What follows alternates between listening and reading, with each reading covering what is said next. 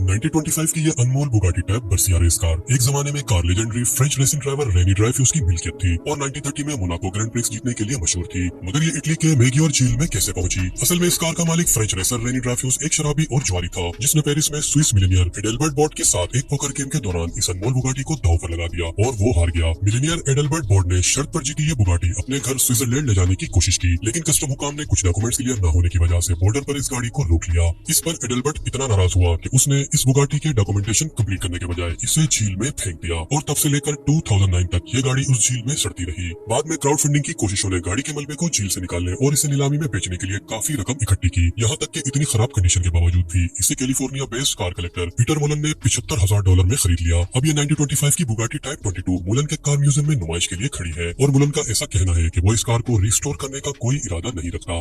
Russia के capital Moscow से 1500 मील दूर यामालो नेनेट्स डिस्ट्रिक्ट के दलदल में एक पुराना रशियन मिल MI6 हेलीकॉप्टर का मलबा है। इन हेलीकॉप्टर्स को 1950s में बनाया गया था। 108 फीट लंबे और 30 टन वजनी ये हेलीकॉप्टर उस जमाने में दुनिया के सबसे बड़ी हेलीकॉप्टर थे, लेकिन जब 1960 में इस मिल MI6 हेलीकॉप्टर का क्रू सिर्फ 500 फीट से कम बुलंदी पर प्रवास कर रहा था, तब अचानक से इस हेलीकॉप्टर के दोनों इंजन फेल हो गए और ये नीचे दलदल में जा गिरा। मौजादी तौर पर इन क्रू मेंबर्स में से कोई भी जख्मी नहीं हुआ, मगर MI6 हेलीकॉप्टर को शदीद नुकसान पहुंचा। इन्वेस्टिगेशन के बाद ये पता चला कि इस MI6 में फ्यूल भरने वाले वर्कर्स ने गलती से हेलीकॉप्टर के टैंक को पेट्रोल और पानी के मिक्सचर से भर दिया था, जिसकी वजह से इसके इंजन फेल हुए और ये हादसा हो गया। अब ये हेलीकॉप्टर पिछले 40 साल से उस दलदल में लावारिस पड़ा है, यहाँ तक कि इसके दोनों इंजन और इसकी टेल भी चोरी हो चुकी है। अमेरिका में स्क्रैप यार्ड हर तरह की लावारिस गाड़ियों से भरे पड़े हैं और वहीं एक ट्रिपल एक्सल 6 पहियों वाली गाड़ी अमेरिका में एक सरप्लस यार्ड में डिस्कवर हुई, जो कि दूसरी वैन ट्रक या कार के बरक्स थी, कभी नहीं देखी गई थी। लेकिन ये स्क्रैप में कहां से आई? इनफैक्ट इसके पीछे इसकी थोड़ी सी शोहरत शामिल है। 90s की दिहाई में एक classic film the mystery man बनाई गई थी, जिसमें नाअहल सुपर हीरोज के एक ग्रुप को शहर की तबाही से बचाने का काम सौंपा जाता है और इस टीम के पास ये बीस्ट हरकिमर बैटल जिटनी व्हीकल था। फिल्म को देखने वाले नादरीन ये सोच रहे थे कि ये एक हकीकी गाड़ी है। इवन के कुछ लोगों ने यहाँ तक भी दावा किया कि ये एक हैवी ट्रूप व्हीकल है जिसे Z17 मराडोर कहते हैं, जिसका कॉन्ट्रैक्ट यूएस गवर्नमेंट ने किया था। लेकिन हकीकत में हरकिमर जिटनी खास तौर पर इस फिल्म के लिए बनाई गई थी। इसका रनिंग गियर 1979 का फोर्ड सेमी ट्रक था, जिसमें कैप को हटा दिया गया था, पर इतने ज्यादा हेवीली कस्टमाइज्ड अपीयरेंस की वजह से इसे दूसरी किसी फिल्म में दोबारा इस्तेमाल नहीं किया जा सकता था। और अफसोस की बात यह है कि इसे इस्तेमाल के बाद मुकम्मल अबंडन कर दिया गया और अब ये किसी वीरान स्क्रैप यार्ड में खाक छान रही है।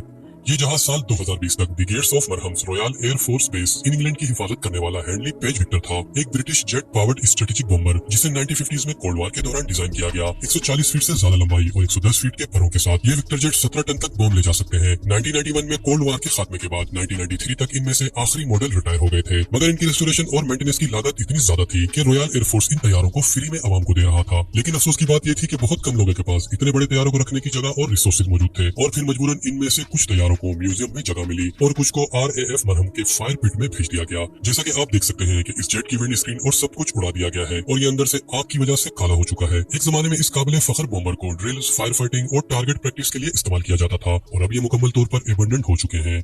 1950 की दिहाई में जनरल मोटर्स के इलेक्ट्रोमोटिव डिवीजन ने ट्रेनों के लिए इंजन बनाए थे और इनका बिजनेस ठीक ठाक चल रहा था। तब उन्होंने सोचा कि वो इंजन बनाने के बजाय पूरी ट्रेन बनाकर बेचना शुरू कर दें, क्योंकि इनके पास पहले से ही बस बॉडीज बनाने का एक्सपीरियंस था। इस आइडिया के बाद कंपनी ने कुछ पुराने एल्यूमिनियम बस बॉडीज को ट्रेन के इंजन में डालकर एक ट्रेन बना डाली, जिसके बारे में इनका ख्याल था कि ये एक रिवोल्यूशनरी और सस्ती ट्रेन थी जो अमेरिका में रेल ट्रांसपोर्टेशन का फ्यूचर बन जाएगी। कंपनी ने इस ट्रेन का नाम जनरल मोटर्स एरो ट्रेन रखा, लेकिन अफसोस के साथ इनकी ट्रेन की महारत की कमी ने इन्हें बुरी तरह एक्सपोज किया। जनरल मोटर्स ने 1956 में इस ट्रेन के 2 यूनिट फरोख्त किए और कुछ महीनों बाद इस ट्रेन को वापस लेना पड़ा, क्योंकि लैक ऑफ सस्पेंशन ने इस गाड़ी की ड्राइविंग मुश्किल बना दी थी, जिससे सफर तकलीफ का बाइस बनता था। एल्यूमिनियम बॉडी से बनी इस ट्रेन के कम वजन की वजह से इसे पहाड़ों पर काबिले एतमाद तरीके से चढ़ने के लिए कम रफ्तार और बहुत ज्यादा स्ट्रगल करते देखा गया। नतीजतन जनरल मोटर्स ने अपना ये आइडिया एबंडन कर दिया और अब ये ट्रेन म्यूजियम में मौजूद है। आपने बैटमैन की मूवीज तो जरूर देखी होंगी, जहां वो अपनी हैवी कस्टमाइज्ड कार के साथ तबाही मचा रहा होता है। 2019 में क्याटोन एरा की बैट मोबाइल का एक संगालूद आर्मर्ड शेल स्क्रैप यार्ड से डिस्कवर हुआ था, लेकिन ये सिर्फ एक शेल नहीं था जिसे यहाँ छोड़ दिया गया हो। 2020 में न्यूयॉर्क के एक स्क्रैप यार्ड से इसी तरह के एक बैट मोबाइल की बॉडी डिस्कवर हुई थी, लेकिन बैटमैन तो सिर्फ एक था। तब ये 2 बैट मोबाइल शेल्स कहां से आई? वेल, ऐसा लगता है कि बैटमैन के चाहने वालों ने इन नकली बॉडीज को पर्सनल DIY किट से बनाया है और जैसे जैसे डार्क नाइट किट से इनका जुनून खत्म हो गया, वैसे ही उन्होंने इसे खत्म करने का फैसला किया। 2019 में इस बैटमैन किट के रेप्लिका को eBay पर डाला गया, जहां इसके हट के नीचे 400 हॉर्स पावर और बीइंग टोटली रोड लीगल दर्ज था। इस पूरी चीज की कीमत $6,80,000 रखी गई, जो कि निहायत ही मजा का खेज था, क्योंकि ये सिर्फ एक रेप्लिका था।